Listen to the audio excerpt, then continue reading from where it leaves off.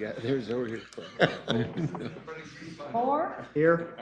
Reddick, Here? Scott, Here. Capron, Greckin. Here. I did not see. Please stand for a moment of silent prayer followed by the Pledge of Allegiance, please.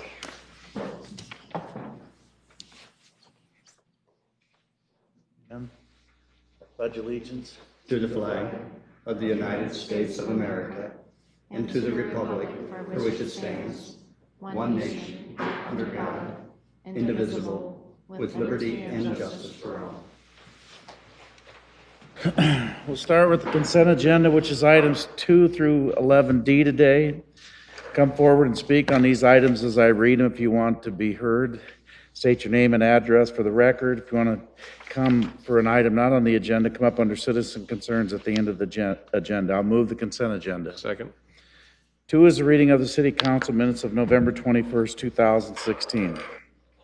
3 is a resolution certifying the tax increment financing debt for 2001 to for January 2016 taxable valuations for FY 2017 and 18. 4 is a resolution amending the Phase 2 Home Investment Partnership Program to include language that allows for conventional loans to be used to correct deficiencies in single-family homes that, if left uncorrected, could lead to a home being placed on the placard list. 5 is a resolution approving Sports Authority District Grant Agreement with IEDA for 2016 and 17. 6 is a resolution assessing a civil penalty of $500 against Tacos El Guerrero, 525 Pearl Street, for violation of the liquor laws. 7 is our resolution approving plan specification, form of contract, and estimated cost for the Riverside Pool Improvement Project. 8 is a resolution approving change order number 2 and final payment for Subsurfco for the Northern Valley Crossing Phase 2 site improvement project. I need to abstain on that one. 9 is a resolution approving a consulting services agreement with Plan Architecture for the water facility structural preservation project. B is a resolution approving a telecommunications facility exchange agreement between Woodbury County, City of Sioux City, Starcom, and Long Lines Metro for exchange of fiber optic conduits. 10 is a purchasing a resolution awarding a purchase order to Knepler Chevrolet for 2017 Silverado 25 HD four-wheel drives for animal control and CMG. See, they came with four-wheel drive. Awarding a purchase order to Safety Vision for mobile camera system for transit, and Mike is asking for a deferral till when, Mike? December 12th. I'll move that. Second. Call the roll, please. Reddick, Aye. Scott, Aye. Greckin, Aye. Moore. Aye. 11 are applications for beer and liquor license. See the list and come forward if you have any questions. 2 in Chapter 2507 to allow for off-premise alcohol sales. We got to vote on that, I'm sorry. Please vote consent. Yeah, we'll go. I want to get everybody to their Christmas programs tonight. That's terribly important. Thank you. I won't say who.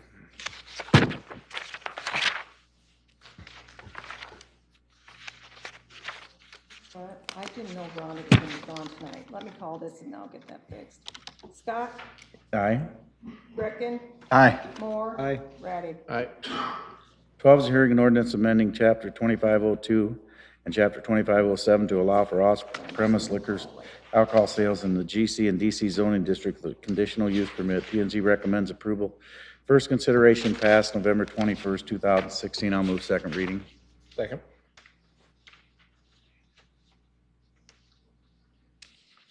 I'm just gonna call the vote.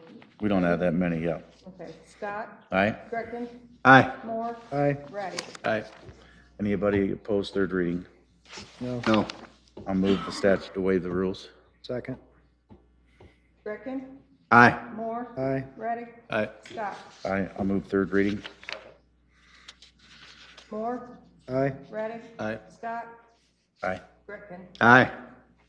13 is an ordinance amending Chapter 12.12 of the Municipal Code establishing the 2017 water rates for South Sioux City and Dakota Dunes.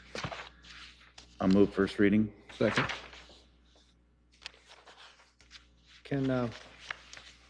Can someone just really oversimplify this for me and tell me what the increase is? Well, it's not necessarily an increase.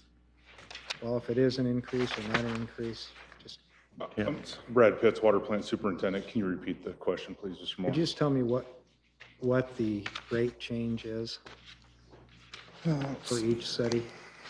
I know it's in your write-up, and I think I read it correctly, but I just want to, Going up in South Sioux and down. Dakota Dunes was a 0.4% decrease, and South Sioux City was a 2.8% increase. 2.8% increase for Yep. South Sioux, and what was it for the dunes? 0.4% decrease. But they must not buy very much water because the net result's only like $200. Yeah, neither community has used the allotted amount in the agreement, or probably even close to there. They're using it as needed, so But I'm saying the dunes must use more than South Sioux. that's correct.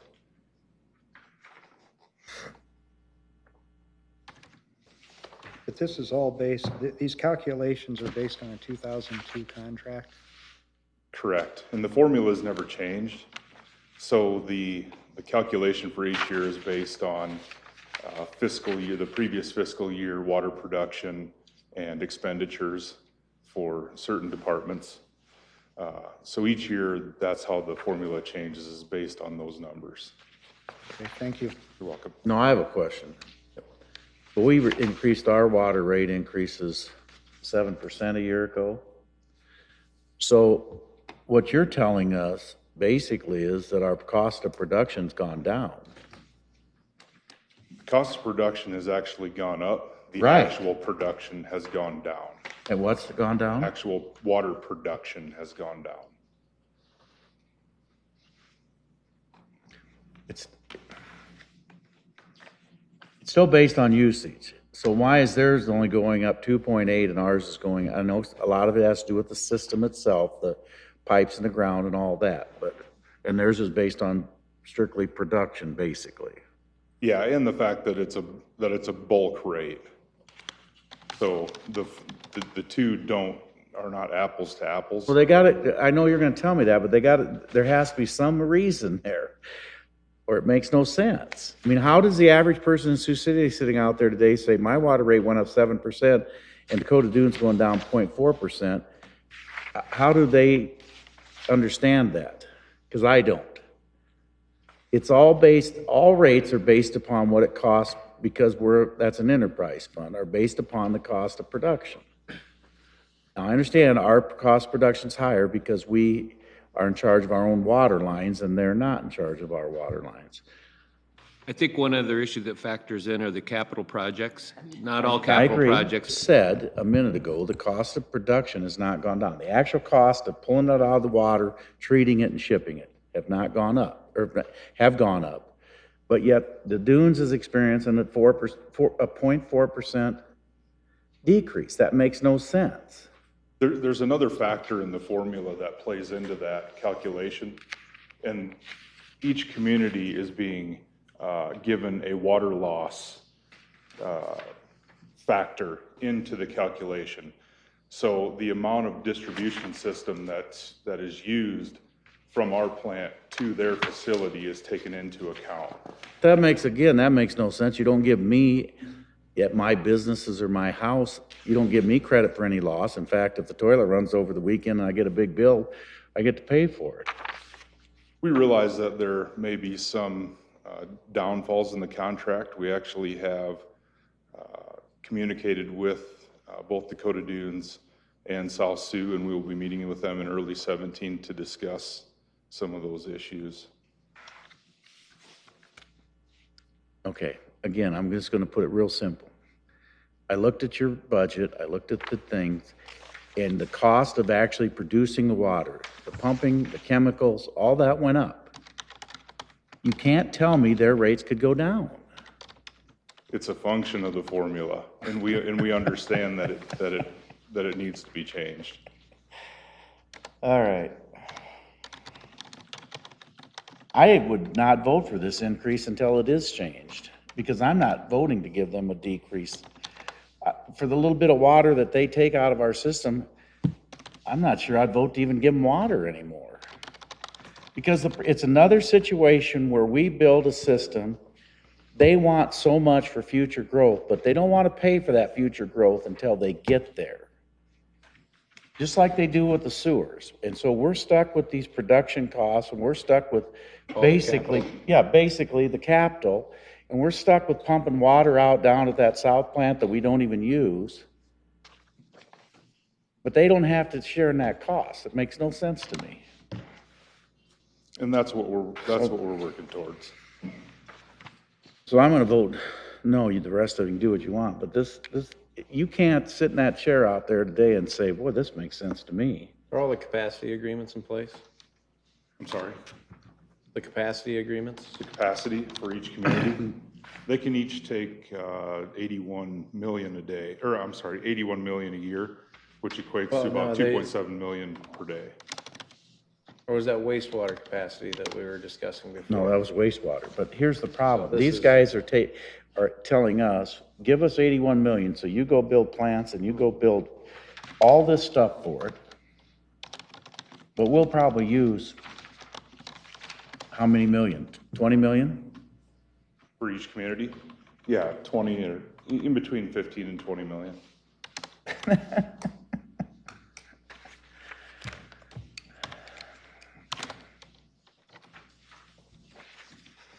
Your vote no is just on the Dakota Dunes though, isn't it? Should we split No, it's those? South Sioux as well. There's gonna, I mean, I don't understand how South Sioux's can go up 2.4, but Dakota Dunes could go down 0.4. It makes no sense. Is the usage the same per community? Well, Well, the, if you look at the calculations on their sheet, I don't have that sheet. The Is that usage in is the homework? actually different. So last year, Dakota Dunes took approximately 21 million gallons, and South Sioux took approximately 13 million gallons. When did these start? These agreements? It was the early 2000s, I believe, is what the date is on them. 2002. Good, I want to make sure it wasn't when I was here before. So you can't pin me for that. I'm not finding it. 2002. Yeah, it was in the fall of 2002. well, the interesting thing to me is not so much with I can't find it. this contract. It does only generate barely over $600 more from the last one, or last year's, I think, this, from the 16 to 17 rates. But I've never understood, and I think I agree with the mayor, I've never understood how come they don't help participate in the infrastructure. The city, Sioux City makes all the investment, and Yeah. As you can see by the homework that you have, some of the initial capital improvement projects were included in the agreement. After that, the agreement states that any capital improvement project that wants to be added into the agreement needs to be mutually agreed upon. That's what we're working on at this time. Well, now, wait a minute, is this like contract never ending? No, I believe they're for 30 and 25 years. that's, And there's a long notice period if we were to terminate, isn't there? 12 2 months. years? Yeah. Is it 12 years? 12 months. 12 months. Yeah. Okay, sewer's like 2 years, I Yeah. knew that. Well, I'm sure I won't get a second or 4 votes, but I'm gonna withdraw my motion. I'll withdraw the second. I'm gonna move that we renegotiate these rates. The unfortunate part is that they're not even, I'm not being critical of the other communities, but they're getting rates better than our industrial users that use more water. Right? I Go ahead. was just gonna say, I would like an opportunity. so how do I tell with the actual? Good, well, I'm gonna move to not do anything today. Thank you.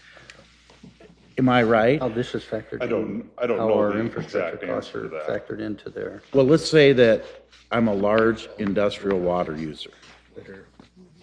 Do you think that I'm getting as good a rate as what they're getting? The answer is no, thank you very much. So we encourage industrial, I mean, what you could be saying is we could be encouraging industrial development in other communities by giving them water cheaper than what we're giving. They could be cheaper in industrial water and because of us in Dakota Dunes than what we could be for that same user in Sioux City. We can't add a single one without them. Well, maybe it's time we give them a 1-year notice. I move that, that we renegotiate this whole contract. They're not willing to do that, then I guess we'll address it later, but my vote would be to serve them a notice that it's over in a year. There's not enough revenue here that we should even be worried about it. And all we are is building a backup for the other communities at a very unfair rate. So I'll move that you renegotiate this now. Well, give direction because it's not on the agenda, but yeah, Well, I move we delete this and renegotiate. How's that sound? I'll second that. Well, if we're not, as long as we're not past any notice requirements now, because this is for going into 2017. So we might have Talking to. $600 whether you pass this or not is all in revenue. No, but what I'm saying is we might have to honor the contract that we entered into in 2002 for the 2017 year. We might. How about if we defer this for a week so we can sort that out? How about if we defer it for 3 weeks and they get a chance to talk to the other communities? It's in 3 weeks. Huh? What date is the 3 Or it weeks? can be deleted and just brought back if that's easier to not have the deferral. I move Staff we delete it. You can bring it back after you have a chance to review it. Check the notice requirements though. They would continue to pay the water rates that are set right now. Right. Without the reduction. Exactly. Because the water rates are set up in the utility billing system.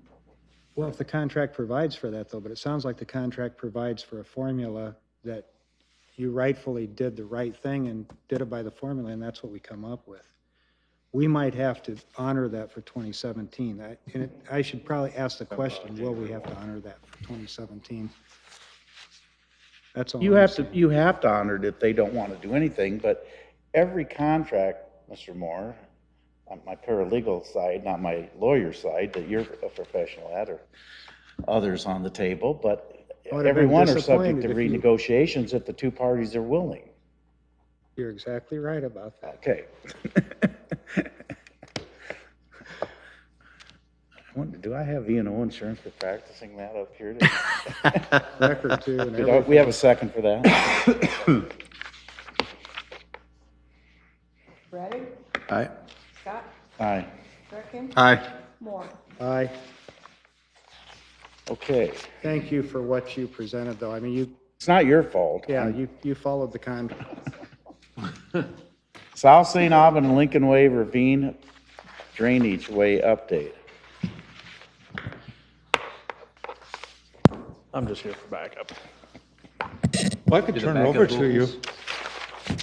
Back in spring, the citizens that abut the ravine that is fronted by South St. Albans Street and Lincoln Way came before council, and at that time, city staff suggested that we could hire Howard R. Green and maybe look at using some of the refund monies from the funding we paid for the sewer and water for I-29 project, the interest paid on that, to get moved from Pear Creek to this channel and help them address some of the issues coming forward. Since then, Howard R. Green has managed to do their investigation, and city staff has also looked at not only this ravine, but a couple of other private ravines in the city that are privately owned as well.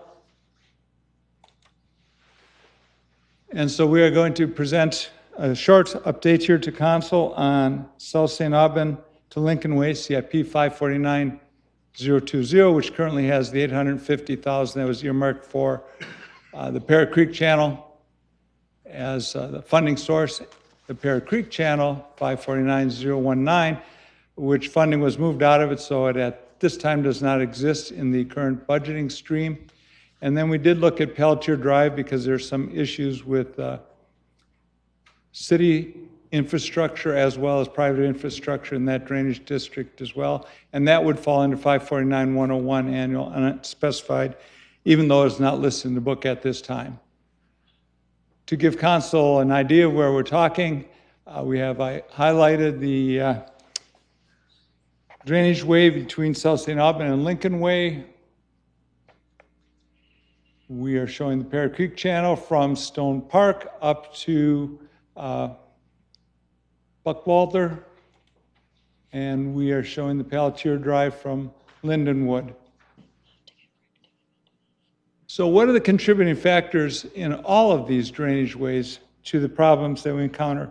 Well, there's congestion from the fallen trees, debris that's sitting down in the bottom of the channel, i.e. broken rocks and concrete and wood and sand and other metals, discarded landscape waste, which is thrown over the edge of the bank and kills natural vegetation, which then allows for erosion to occur.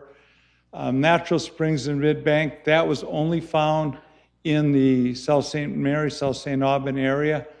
Added runoff from yards with irrigation systems being installed, impervious surfaces being installed, drainage from the roofs channeled to the edge of the bank rather than out to the roadway. Added weighting on improperly compacted soils and improperly placed bank stabilization materials where people mean to do well and put riprap or blocking or wood partway down the bank, hoping that stabilizes the edge, and what it's really doing is adding more load to that bank and getting more slough off on the bottom. And some examples of that would be, here we have some fallen vegetation, and you can also see the chunks of broken concrete that are sliding down and into the bottom of the ravine, which does stop the natural flow of the water and creates swirling action during heavy flows, which does damage the toe of the bank. Here you can see where there's smothering of vegetation by putting of leaves and grass clippings along there, and so that allows for erosion to occur. This happened to be along the Pear Creek Channel. Here you see some natural springs that are occurring. We noted several of those along the entire western bank and part of the eastern bank at the South St. Aubin Ravine. Improper discharging of roof drains, pool drains, and others. You can see this is coming off of the property and discharging into the side of the bank, which allows the bank to slough off behind the piping and eventually slides down because of the added moisture created by the discharges. Here's another example of it along Pear Creek Channel where somebody is trying to direct their yard drainage down into the channel rather than right at the edge of the bank, but is just creating undermining below the piping. Here you can see where there's excessive bank loading with the shed placed right in the edge of the bank, and as to withstand those added loads is collapsing. So we have a couple of improvement options that were suggested by Howard R. Green when they looked at it. There still is the possibility of doing natural channel stabilization, but in this case it takes on a little different meaning than what's being done in Ravine Park. We'd be doing some widening of the channel, so it may take some property acquisition. We would be constructing a drop structure by raising part of the bed. Unsure at this time, since they're not fully into the design, whether it's better to do it on the city-owned portion of the ravine or the privately owned portion of the ravine. Installation of groundwater capture zone to deal with that groundwater flows that are transpiring about mid-bank. And the estimated project cost is about $3 to $3.5 million to do that natural channelization. Option number 2 presented would be to construct a box culvert the entire length of the project. That also equals between $3 and $3.5 million, and really is not, I guess it's a good option. It doesn't cost much more because you're not dealing with stabilizing the toe. You're not dealing with all the other issues that you have to do with when you're doing the natural bank stabilization. And it's allowing for the filling of the ravine and the elimination of future. But it's not eligible for the SRF. But it's not eligible for SRF funding. That is correct. And we're talking, the red part of the ravine is privately owned in this case. The blue part, the city does have control of the ravine. There are approximately 14 to 16 properties impacted on both the blue portion and the red portion. And then the third option would be a hybrid approach, which is where we could do the natural channel on the city-owned right-of-way, and you could do the box culvert with the French drain to capture the groundwater, or some other type of a structure, potentially some groundwater capture wells to deal with the groundwater capture in that area.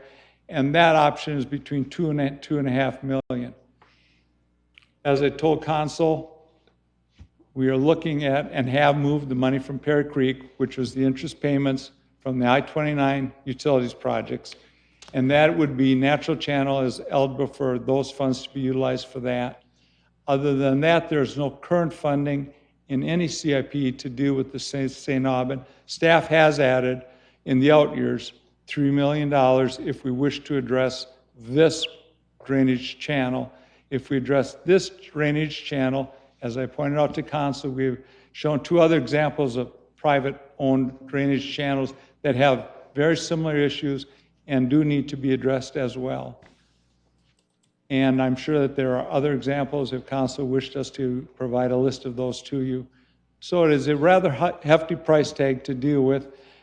The funding option would be city funds from stormwater, which are limited, or some type of an assessment against the private property owners. There you're limited to 25% of the property value, unless the citizens are willing to waive that.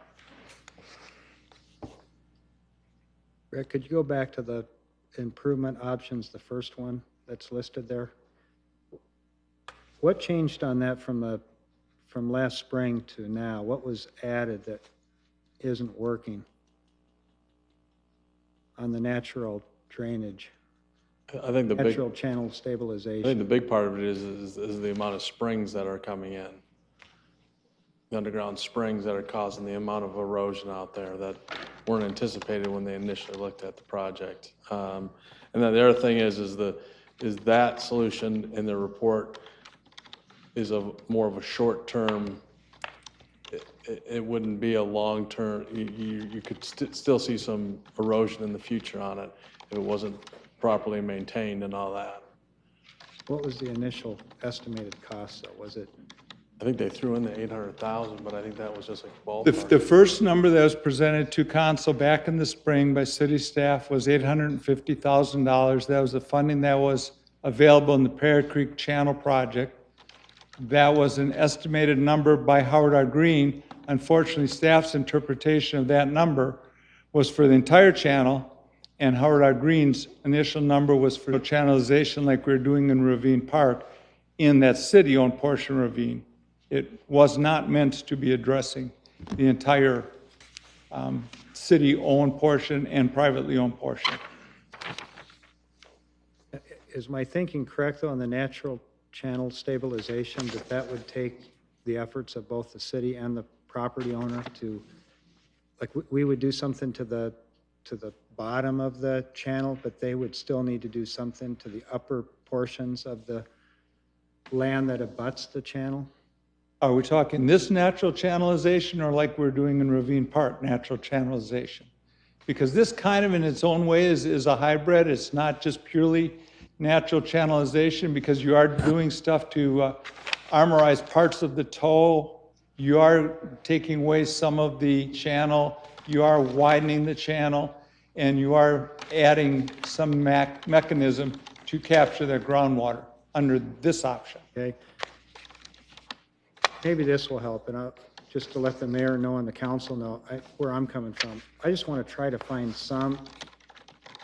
it might not be the solution, but I'm trying to find something that we can do to at least help the continuing damage that's being done to the properties. We might not eliminate it altogether, but at least we could address it to at least start having a flow of water that won't continue. Plus, the other things that you pointed out, that staff pointed out, that the property owners are doing that they need to stop doing and need to be corrected, all of those items, that would have to be done jointly or in cooperation with each other to at least make that next step to try to get something to stop these backyards from washing out and collapsing. Outer Green did include some short-term remedial options as far as just cleaning the debris out from the channel bottom and some temporary fencing and items like that. But I mean, that I think they had an estimate of like 100 or 200,000, I think, on. But again, that would still require easements and all that from all the property owners, and that wasn't included in that cost because we don't own any of the property on the upper part of that. Well, and I think early on, Dave, the property owners, and Dennis is here, the spokesperson, but they had made that commitment that we could get those easements without any additional charge. And I'd still want to do that. I mean, we both have to work together to make this work, or we just can't. It's going to be very difficult to move forward. I don't know if I'd get the support of council if we're talking $3 to $3.5 million that the city would have to carry. I mean, quite frankly. But I'm just trying to find some kind of a solution that can at And least. I think one of the other points, though, is we got to remember whatever we do here is something we'll be required to repeat in several different locations. What would the cost or effectiveness of like steel sheet piling like they used on the interstate, with the vibratory hammer? The cost is going to be extremely high. I mean, you're talking Higher about than a box culvert? sheet piling along the entire bottom of it to Well, create a just channel. along where the houses are, and then you could do a natural channel where we. It wouldn't be a natural channel then. Once you put the sheet piling in, you're no longer a natural channel. Well, yeah, And the you would northern still end have of the it. issue of the groundwater behind the sheet pile then. Okay. So it's still going to try to find a way to float in And the daylight. problem with less soils is once that water once the water gets to it, it's going to find a way out. If you try to put weep holes or whatever, that soil's still going to go with it, which is still going to undermine behind your sheet piling. You're not going to undermine sheet pile. No, you're going to still lose your material going through it because you got to provide a way for the water to get out. No, I understand, but water, But it's going to take material with it from behind the sheet piling. I don't think so. You're talking about up I mean, on the You're bank. gonna put that Time, sheet maybe, pile in and you're gonna sod the top. No, it'll hold your toe, but what I'm saying is you got all these underground springs that are causing it to erode out. You got to give that water somewhere to go. That water's still going to take material with it when it goes. That's the problem with the lost soils. It's so once it gets wet, No, I understand, but you can put riprap in the bottom and build but not that I'm not proposing that, because going down there and driving sheet pile is gonna be. I think by the time you do that, you're better off Yeah, with it's the gonna be, box. I'm not proposing you do Okay, I it, didn't but I'm know just what saying sheet that, pile would cost to Yeah, put in. it's not cheap. Okay. You're talking up on the bank part of it, Keith? Yeah. drive it like you do to hold the dirt till they get done building the bridge, then they pull the sheet pile up when they're done. Oh, What's the timeline? How fast are the back? Rapidly? Yeah, it's really accelerated in the last 3 years or so. Our 500-year rains that we're having isn't helping the situation any, but I've lived there for 25 years, and I virtually had next to no problems until the last 5 years, and then the last 3, it's really accelerated. Just yesterday, I had the Colorado River coming down behind me. I mean, I could have videoed it, and you would have thought it was rapids. And that, with all due respect, isn't from just yard runoff and roof runoff. That's from things that have been built around it. It's just gotten worse and worse as development has taken place. And you can't have that much water running that fast. It never used to before development took place around it. I fully admit that the rooftops and the yards, I'm sure, contribute to it. But the degree that it's escalated to is really unbelievable. You'd have to see it. We have video of it that you wouldn't believe it unless you saw it. And my neighbor across on Sargent Road, their pool is tipped at an angle like this now, and everything below it is gone. And there are sheds hanging off, and my landscaper was out again to help me over the last couple of weeks just to try to shore up my yard. And he said, were it not for a big cotton tree that's quite a ways down on the bank and is still alive, I would be in danger of starting to lose my house.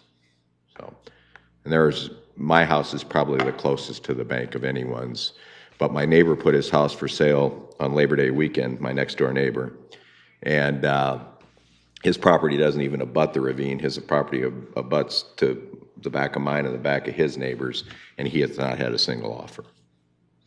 And I protested my property taxes this year and was victorious, which isn't, always happen. And the sole reason, I said, if I lived across the street, I wouldn't have been there, and I wouldn't have.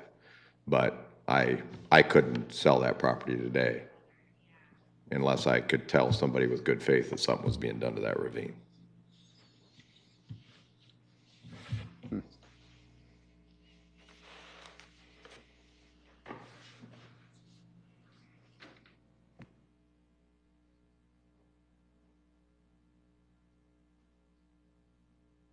So can we look at you called it the hybrid? Yeah, I think the hybrid is probably is the best option that they propose out there, and that they have it with $2.5 million. But you can't use any of the You'd be able to use some of the SRF on the lower, SFR funds you could use? yep. The because city-owned portion. On the city-owned portion, we'd have a natural channel solution, so you'd be able But to that use. stuff be paid back, right? No, that's a grant, isn't it? I believe that A is. revolving No, loan, it's unless a- you're it's- talking no, the kind it's- you got up there by the country club. It's an interest from the, Donna Forker, Finance Director. The sponsor project, we're already doing the loan. What it does, it lets us restructure, and it's called Sponsor Project Grant. And so this money does not have to be paid back because we're paying it already based on the previous projects we were doing. It's one-time type thing that the How state much has is come in. there? We have, right now, we have the 850,000, but I've got $32 million worth of debt that I'm going to be issuing for I-29, and so there'll be money with that also associated, which I haven't calculated yet. And you can assess up to 25% of the value of the house? That is correct. Well, I know that for 5 years I've been sitting here saying, when are we gonna do an assessment hearing, and have we ever figured out how? We don't own the majority of the property. If we own the majority of it, Right, we but can there are ways, assess. if they really want this done, where they can give you a where they can deed that to you. And then, If there's full cooperation by the property owners. right. Otherwise. There won't be, but then they're gonna, not picking on Denny, but then they're gonna have to live with what they've got there. I mean, there are no options here. They're gonna have to accept an assessment. Because this is not, I know that this sounds cruel, but this is not a city problem. In an assessment, we can only assess 20% of the valuation of the property back towards the property owner. So there is a limitation on the amount that could be assessed Right. back. Unless the property owners agree, they can consent for a larger assessment. Or we could also do a loan program where we would pay the costs and they would do a loan to us. Right, you pay it back like you do a paving assessment, which we haven't done for gravel streets all over town. Still are. Still sending road graders out to do a block at a time. So we could run the numbers to see how that would calculate out. And Dennis, I don't know if you have a read of what the property owners are willing to do and not willing to do, but That would be a difficult thing for me to give you an opinion on. I know that there's some of us, I think, that would understand that there has to be a portion of it assessed. I don't know that everyone around there. It's a neighborhood that has mixed values in it. Some people's homes are worth quite a bit more than others. So I certainly couldn't speak for everyone. I do know my immediate neighbors would understand that, you know, there possibly could be something assessed to them.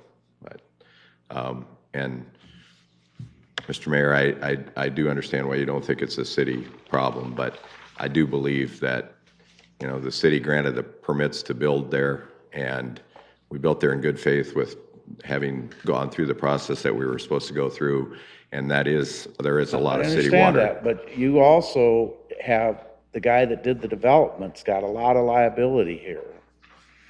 Mr. Who's long Book, gone, yeah, absolutely he does.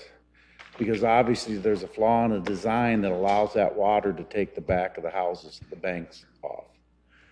And so the city didn't have anything to do with any of that stuff, and the city gave you building permits.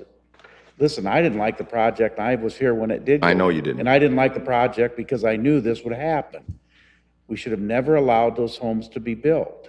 but then the ones across the ravine on Sergeant Road have been there since the 70s. But a lot of, well, we can argue why it happened, but a lot of it's happening because of all the residential along along that bank. If that natural curvature about where you're at would have been allowed to stay, it would have eaten out, but it would have never caused the kind of problems that we're experiencing now. Because you've somewhat shifted the water over, and no fault of your own, but that's reality. I didn't like that project back when I voted for it. I didn't vote for it, I don't think, even back then, because I thought it was a problem in the waiting, but, The mayor, isn't some of the water flow though coming from upstream, hasn't that increased? I mean, because if they went years without any erosion. Well, and the springs that you're referring to, Springs. they've just recently opened up too. That's been within the last 5 years that they started to open up. It rains. The ground saturation. Yes. I'm trying to think of upstream. Sioux City has those all Most of the area upstream of here has long been developed. I don't think there's any new developments. Can you go to there's a that, couple the of drainage those on way? there. Can you go to the map again? no, there's new. I'm talking upstream of what's, Upstream Sure, the from old here. Morningside Oh, yeah. Country Club site where those yeah, no, condos are. that's downstream from here. Go, can you go No, to it that? is not. Well, it's downstream from him, but But it's that still channel. causing problems. Yeah, it's Yeah. downstream from where it's coming in. Yeah, And I know farther up, some of the streets and sewers were redone and the volume was increased, and that has there hasn't made not been a difference lot too. upstream Yeah, though. those apartment right buildings there. built in Glen.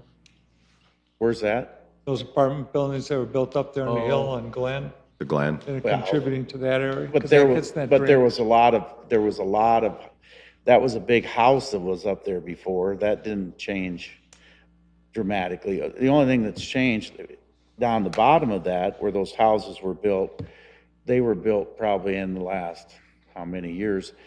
And the only reason I know that site is because my grandpa lived there when I was a kid on Nicollet and Glen. There's probably 12 houses that were there, and Applewood and Cherrywood. That's your two biggest culprits to the deal probably, because all that water runs down there. But, It did previously. you know, I wonder why somebody like Litke's not having a problem. The old Litke place there on South St. Albert, about it's on the east side of the road, about the 2400 block. He's got that big garden, they have that big garden there. They don't seem to be having a problem. Well, there was a culvert, not a culvert, help me. Was it a box culvert that was replaced at the corner of Seeger and South St. Alban? That was like 2 years ago where that went in. That's at that property you're talking about. That went in. Right, but there's still an open channel between Yes. the conduit up, I can't think of the street. Must be, I can't think of the street. And I can't count the number of times that intersection at Sergeant Road and Lincoln that you've put in and the seeding that you put over has really helped, That's what I have the farthest thing from an engineering degree that there is, but I know from my observation that's working.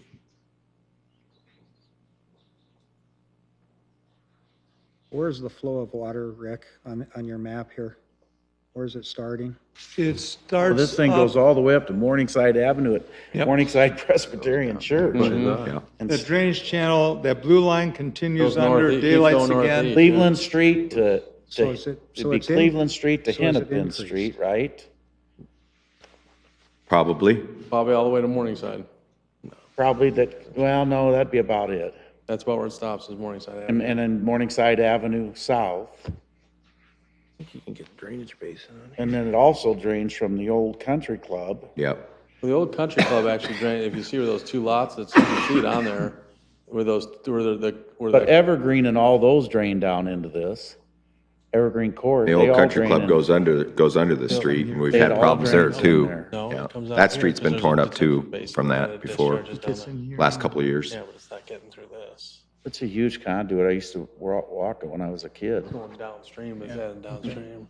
If anything, that's holding. One of my neighbors that's been there forever told me that in the 70s, there was actually a proposal to put a box culvert down the middle of it, and it got close, but council voted not to do it. So that was way back in the 70s that there was suggested a culvert be put in it. But A lot cheaper back then. it sure would have. We'll probably be fixing it about now. Was that the path you took to the library? Mayor? Yeah, when I was studying, doing a lot of graduate work He walked up there in grade school. for his biology major. Just wanted to see if he's listening to me. That's a Next bit- step, Rick, should we So work? staff would be happy to do whatever direction council gives us. Well, I want to be careful here, Dennis, because we're teetering on council saying. Understand. It's not the city problem, but so can we work the numbers and see how those come into play with the assessments? Sure, we can do that. I mean, I'm just asking, I'm kind of reaching. Where does right- it begin to be city property? right here. Well, you go the city just bought the piece of land behind me. Go to that blue-red one. Why would we have bought it? You bought it for taxes. So the county owns it. We County didn't owned buy it. Previously, that little- County previous owned it, Right here. essentially the. because I was going to buy it, but Red and you blue. bought it. Why did we buy it? So you could do work on this ravine? Right here, there's, I don't know, Isn't that called accepting liability? I would think. Is that the one that's landlocked? Uh-huh, it's landlocked. no, I can show you where it's at. What street is that between the red and the blue? Well, it's not There is no highlighting, street, but that's just this one. the stopping point.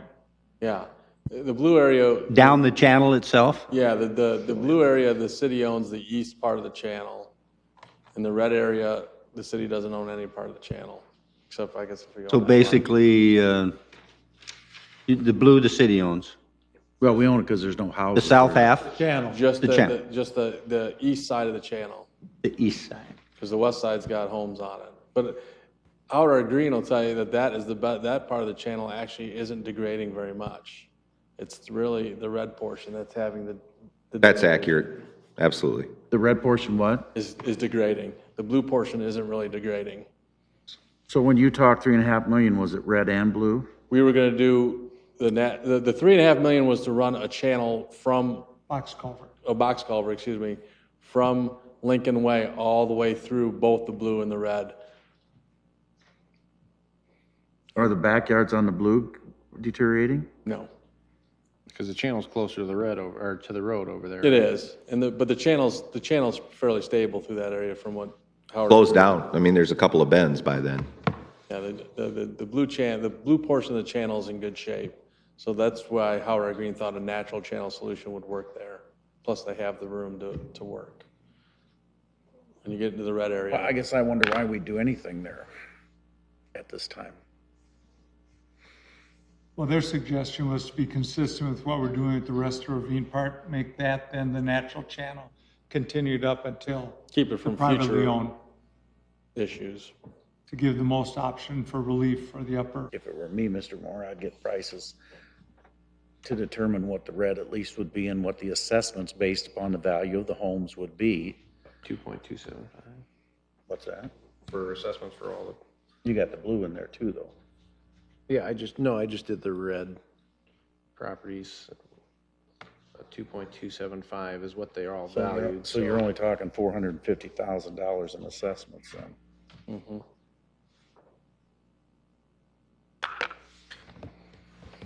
Mr. Mock and I have discussed a couple times that the best time to clean that thing out is in low flow season, which is obviously now except for yesterday. And I'm wondering, regardless whether what was decided is the best practice to go forward, would it not make sense to at least get it cleaned out while there's low flow and see what we're dealing with? Well, I won't practice law and I won't be the city engineer today or public works director, but you can't clean a channel liability-wise that you don't control. Yeah, we don't have it, we'd have to have easements and all that before we could even clean it. Right? Correct. So yes, I think the answer, they would agree, is the time to clean it's when it's low flow, when you can get a track machine down in there to work. Well, that's the other difficult part is actually getting the track machine down there, because that's You- something they address in here is finding locations to be able to get the equipment into the channel. I own the lot next to me, and they did look at that as a staging area, which I give you all the easements you want on that. I mean, you can take every tree out of there if you want. But you still have to have easements from everybody because you're gonna be working. On even their though yards, It's in yeah. a creek bed, it's still their property, correct? Correct. So, I don't know that there's anybody, I guess, get us an idea what it would cost to clean that thing. I know in this report it said 150 to 200,000. You got to do that no matter We'll, what. right? we'll get Right. numbers back for council and share them with them. All right, Thank you. thank you. Thanks, Rick. Okay, Thanks, Dave. Yep. I know you got an answer for us. Mr. Dooley informed us all, I'm sure. I apologize for not asking him to come forward earlier, but he does have a few words he would like to say.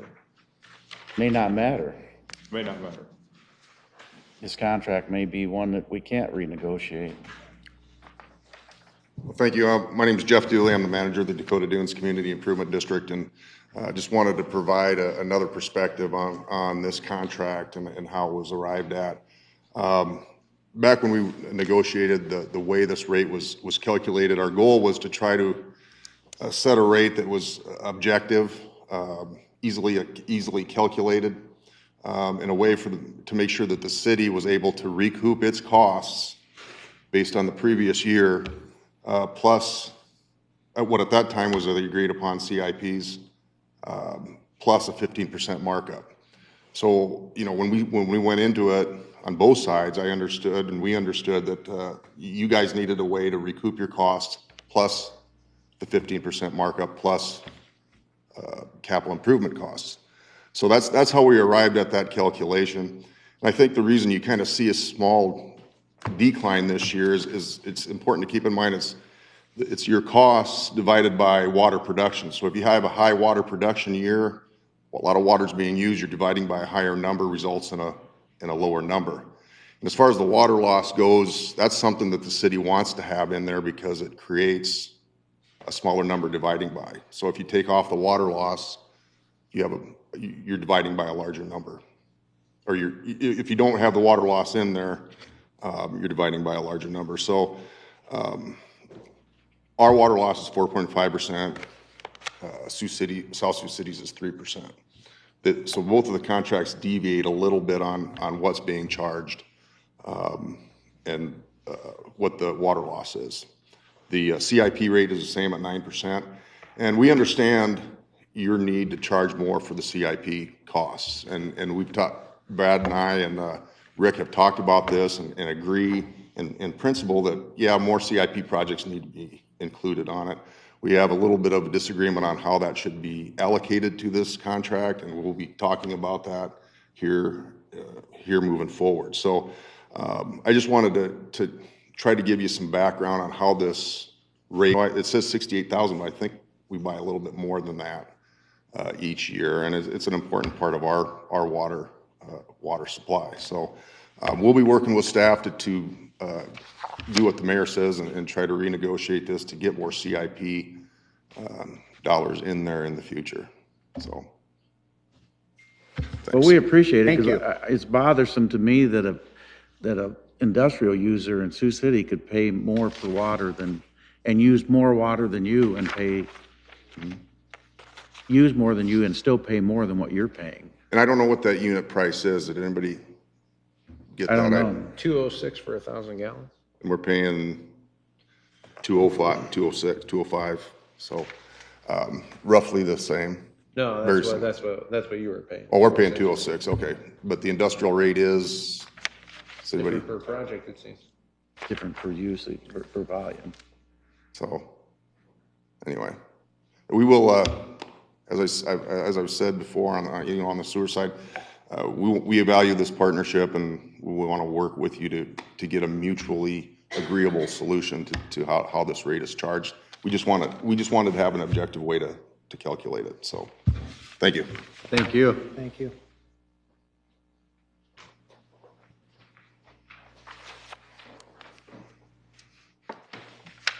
Any other citizen to be heard?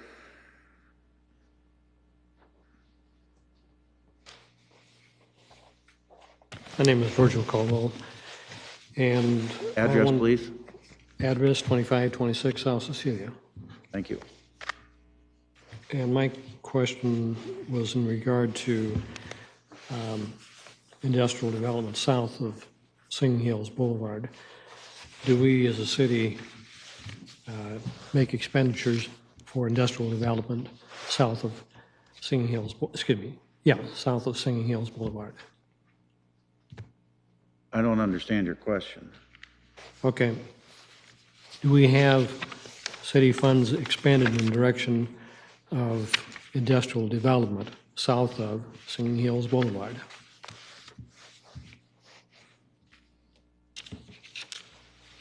South of Singing Hills. Yeah, we have development in Well, Bridgeport. if it's in the city limits, yeah. South Like Bridge. Bridgeport in that area? Yes. Yeah, we've invested money in there, yes. Okay. Is there a difference as far as school monies are concerned, south of Singing Hills Boulevard, as far as what's received to Sergeant Bluff District as compared to Sioux City's district? Anything that's in the Sergeant Bluff district goes to their district. Anything that's in the Sioux City district would go to ours. Okay. So, where's the line between the two? I don't know where the school It's- district boundary is. It's right about Singing Hills. It's a little north. Sergeant Bluff District. Right? Bob? Yes. It's a little bit north of Singing Hills, and it starts right down there in the valley by Billions, right? Yeah. And then It actually weaves through, like a portion of the subdivision I live in is, one side of the street is, it's a very weird map because it was established about 100, well, actually, it wasn't established 100 years ago. It was 1962, the school board decided that they really didn't want to serve that area. And so they voluntarily, which is unheard of, gave it to Sergeant Bluff. Okay. So, I guess my question is, are we spending money for capital improvement down in that area that ends up being a benefit to the Sergeant Bluff district as opposed to Sioux Here we City's are. district? Yep. So what is Sergeant Bluff then asked to do to compensate that? They're not going to compensate us one bit. We've asked that. We've asked for, to have some sort of joint sharing, and they're not interested in that. But that's something that the city has no control over.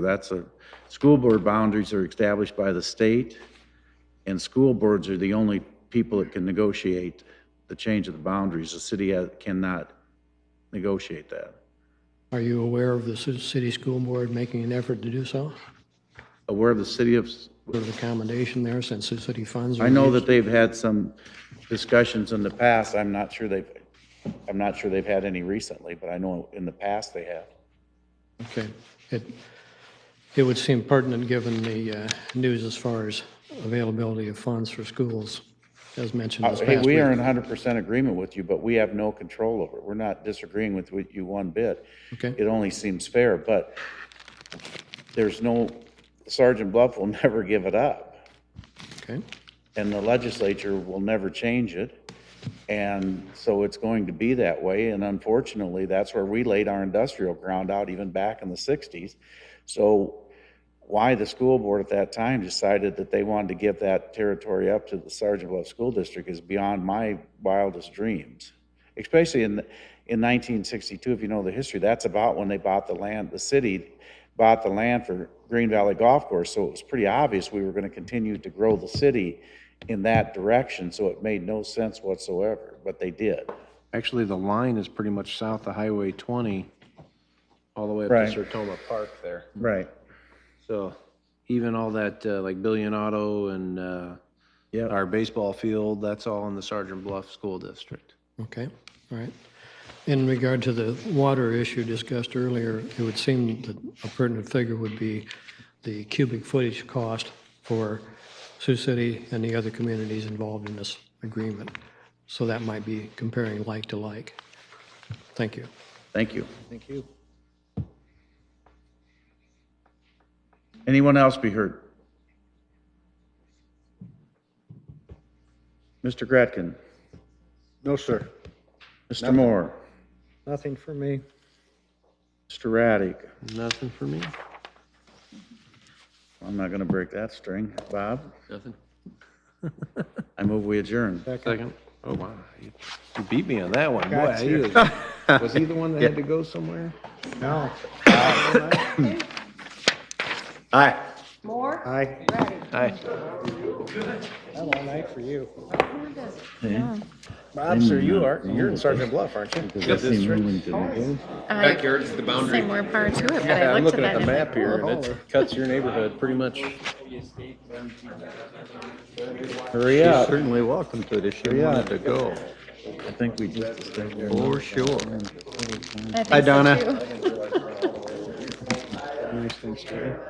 Yeah, we did. We went to Ankeny and spent the time with two of my daughters. My oldest daughter, who lives in Grimes, ended up coming to Sioux City because I'm talking I want to know her how many husband's, gallons or cubic feet mother go to lives there, Dunes Carolyn uses. And I Rand, want to know how so many cubic she's feet alone otherwise. a big plant uses. You know, I and find what that the hard rate sometimes per because you would cubic think foot the girls difference would is. come home to dad, you know, but you have to share with the other. That's 100 cubic feet for Dakota Dunes. It's just a bummer, but. $1.54. Okay. Here's